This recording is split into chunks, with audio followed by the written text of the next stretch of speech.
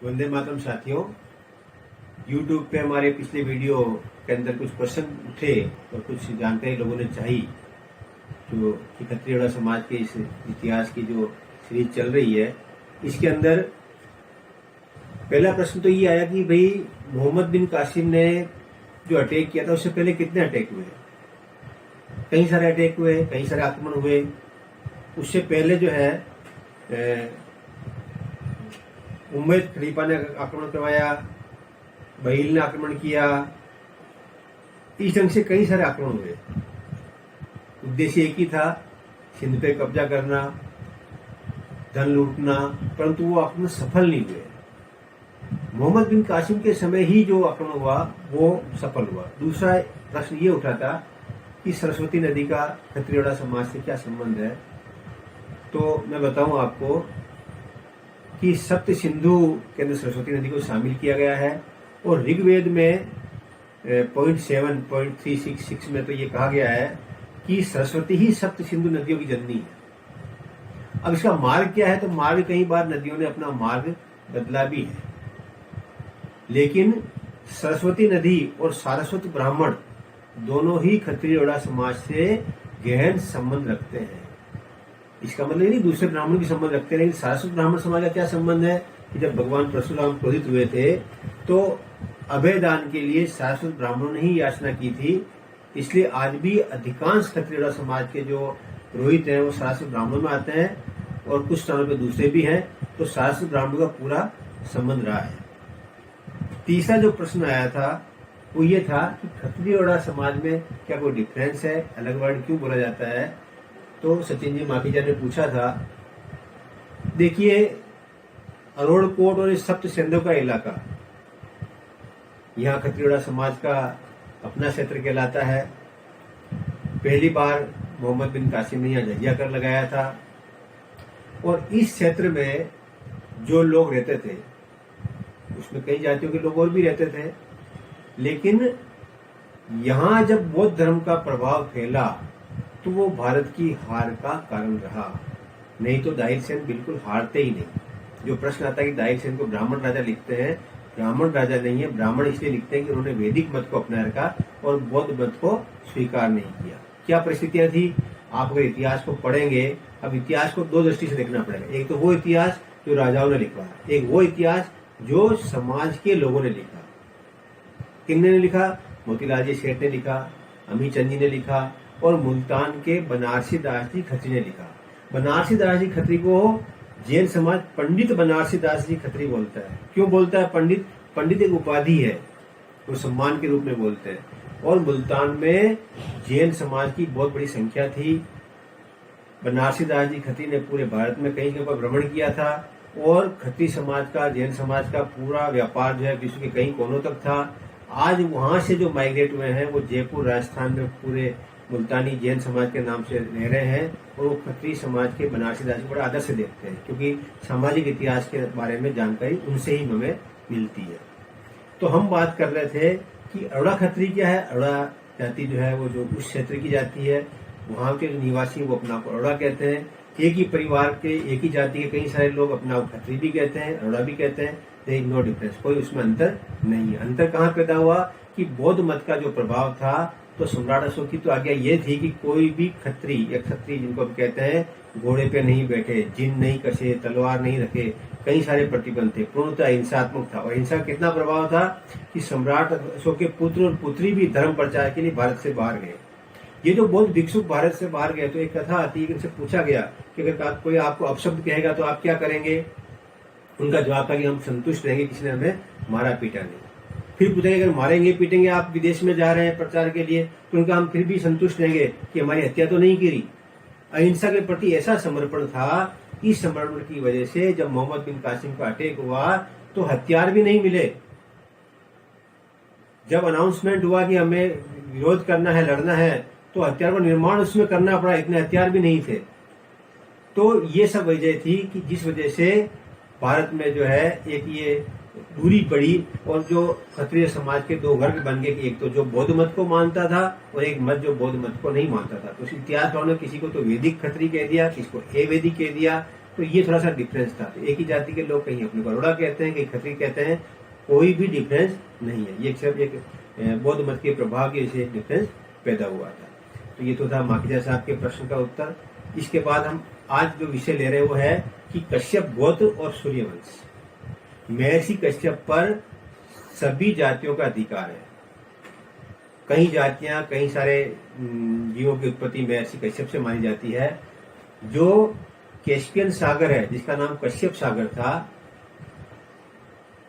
कश्मीर जिसका संबंध महर्षि कश्यप से रहा था, उनका संबंध खत्रिय ओड़ा समाज से भी रहा है। कैसे रहा है कि परशुराम जी से अभयदान के रूप में धरती को जो है महर्षि कश्यप ने मांगा था, खत्रिय समाज को अभयदान दिलाया था। अभयदान के लिए सारस्वत समाज ने भी प्रयास किया था, उसने भी परशुराम जी को संतुष्ट किया और अपने जो मानने वाले थे, फॉलोअर्स थे, उन खत्रिय ओड़ा समाज के लोगों को अभयदान दिलवाया था। इसलिए सारस्वत समाज की एक विशिष्ट पहचान है। ऐसे ही जो है महर्षि कश्यप का, क्योंकि एक खत्रिय समाज उनको अपना जो है गोत्र उनसे मानता है, तो महर्षि कश्यप ने रक्षा की थी, इसलिए महर्षि कश्यप को जो है उसी आदर से खत्रिय समाज देखता है।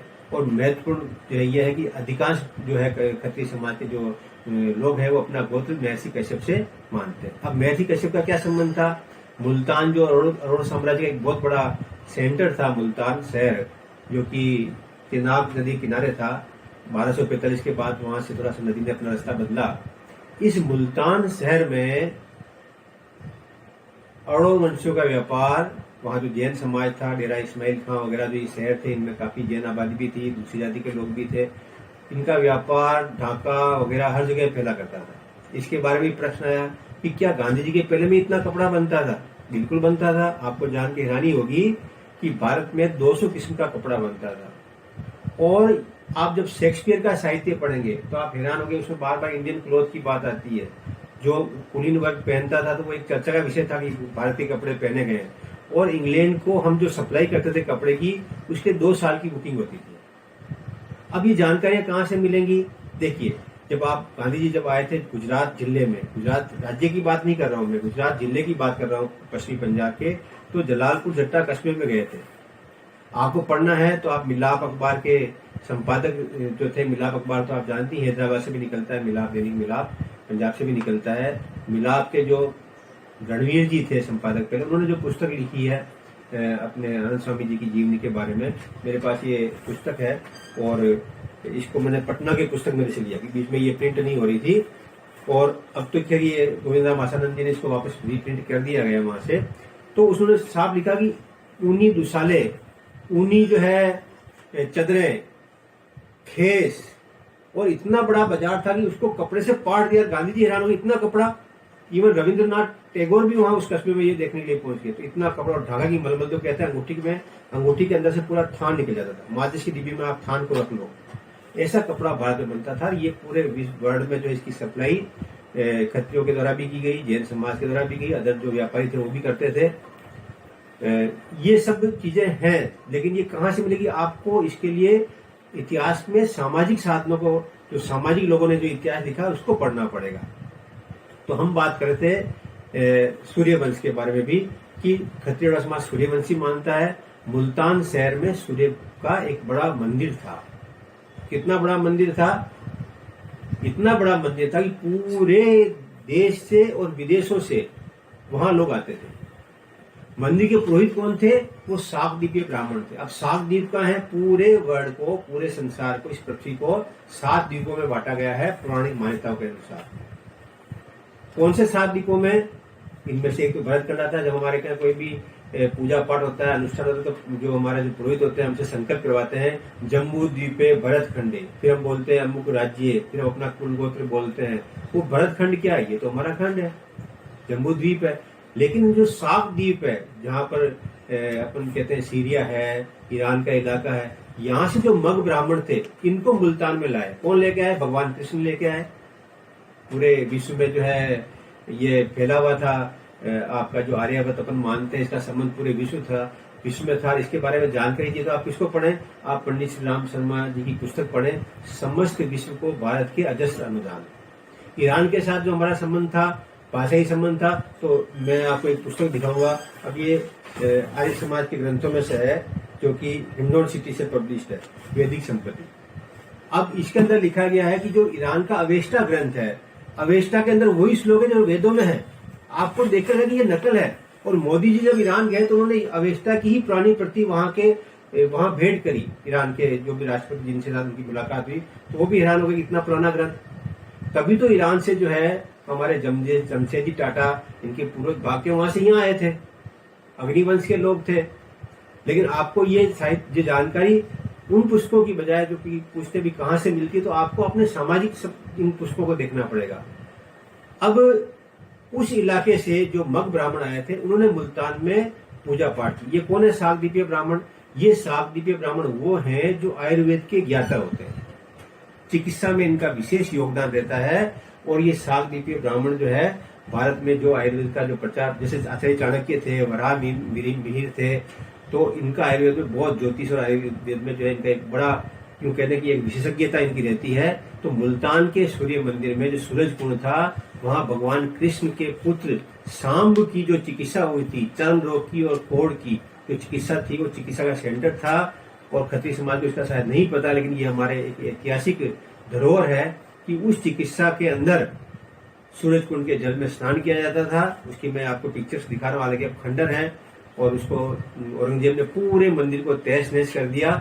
जब मोहम्मद बिन कासिम का अटैक हुआ तो हवेंद्र लिखता है कि उसने जो दर्शन किए थे उस मूर्ति के, वो मूर्ति सोने की मूर्ति और उसमें लाल माणक लगे हुए थे, आंखों की जगह पर लाल रंग के माणक लगे हुए थे, बहुत कीमती। और उसकी दीवारें, वहां के जो प्रस्तर खंड जो भी थे, सोने से जो है लदे हुए थे, रत्नों से लदे हुए थे। और मोहम्मद बिन कासिम को रोकना था, रोका गया। खत्री समाज ने, मुल्तान के दूसरे समाज ने, जैन समाज, सबने रिक्वेस्ट की कि आपको हम क्या दें कि आप मंदिर को न तोड़े। 13,200 मन सोना दिया और वो मंदिर को बचाया। कितना सोना? 13,200 मन सोना। लेकिन फिर भी उसके बाद में अटैक होते रहे तो क्या किया गया? मूर्ति को चेंज कर दिया। आज मूर्ति कहाँ है नहीं पता, उसकी जगह लकड़ी की मूर्ति रख दी गई। और 1245 में जब अल बेरूनी वहां गया तो वो उसने कहा कि मंदिर में की स्थिति बहुत खराब हो गई और मंदिर उस स्थिति में नहीं है, पूरे भारत से लोगों का आना बंद हो गया, चिकित्सा समाप्त हो चुकी है और आज तो वो खंडर है, लेकिन इतिहास में उसको स्थान नहीं मिला। ये तो था मुल्तान में सूर्यवंशियों का इतिहास। सूरज कुंड था, सूर्य मंदिर था और सूर्यवंशी खत्री जो है निरंतर वहां पे दर्शनार्थ पूरे भारत से भी आते थे, जो उस इलाके के तो वो भी जाते थे और पूरे मंदिर की देखरेख होती थी और चिकित्सा का बहुत बड़ा केंद्र था। और उसको कश्यपपुर बोलते हैं क्योंकि महर्षि कश्यप के द्वारा ही वो कहते हैं कि उसको बसाया गया था। सांबपुर भी बोलते हैं, कई बार मुल्तान गुजरा, कई बार बसा। तो महर्षि कश्यप से और सूर्यवंश से बहुत बड़ा संबंध रहा है। महर्षि कश्यप जो है भगवान सूर्य के पुत्र, मरीचि के पुत्र माने जाते हैं। तो ये इस प्रकार से सूर्यवंश के साथ जो है संबंध रहा है। अब जो ये मुल्तान था इसी को प्रहलादपुरी भी कहते हैं। भक्त प्रहलाद का जन्म भी कहाँ हुआ? इसी मुल्तान में हुआ। वहीं पर होलिका दहन हुआ, वहीं पर जो है नरसिंह अवतार की जो अवधारणा वहीं पर थी, वहीं पर जो भगवान प्रकट हुए और उन्होंने जो हिरण्यकश्यप का वध किया। तो ये तो थी जानकारी मुल्तान की और सूर्यवंश की, कि सूर्यवंशी खत्री जो अपने आप को मुल्तान से मानते हैं, अरुणकोट से मानते हैं, सूर्य की पूजा करते हैं। और मुल्तान में जो बहुत बड़ा सूर्य मंदिर था और इतनी बड़ी प्रतिमा थी, इतनी चिकित्सा होती थी, सूरज कुंड था, ये सारे प्रमाण हैं सूर्यवंशियों के उस क्षेत्र में अस्तित्व के, जिसे कि अभी साहित्य में कहीं स्थान नहीं है क्योंकि एक तो लोगों का भी इंटरेस्ट नहीं होता है और दूसरा लोग पढ़ना भी कम चाहते हैं। तो हम सोचा इसको वीडियो के माध्यम से आपको दिखाया जाए। मानक जो है सूर्य का रत्न भी माना जाता है और बड़ी आवश्यकता की इस पर शोध किया जाए और शोध के द्वारा जो है हमें मालूम पड़ेगा कि सूर्य पूजा क्यों होती थी और खत्री समाज क्यों करता था। ये वीडियो को देखने के लिए बहुत बहुत धन्यवाद। आप चैनल को सब्सक्राइब भी करें और इसको शेयर भी करें। अगले वीडियो में हम और भी आपको कुछ अच्छी जानकारियां देंगे। धन्यवाद।